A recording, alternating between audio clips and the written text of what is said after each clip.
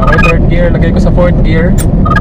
So kung mapapansin nyo na habang tinataas niyo yung cambio, habang nag-upshift kayo, mas lalong bumibilis yung takbo ng sasakyan kapag nasa downhill kayo mga kabiksit. The way your transmission is designed, no, mas bibilis yung takbo ng iyong sasakyan kapag nilalagay nyo siya on higher gears. Then when downshifting naman, nililimit niya yung speed base dun sa maximum speed na kaya nung particular gear na kung saan naka-engage sa iyong transmission. So bawat gear kasi mga ka-fixit, meron niyang speed na kaya niyang i-handle. Okay, so kagaya nito, nasa sport gear pala tayo, so lalagay ko ng third gear. Ayan, mapapansin ko ito, naramdaman ko medyo nanginginig yung makina. So medyo hirap siya.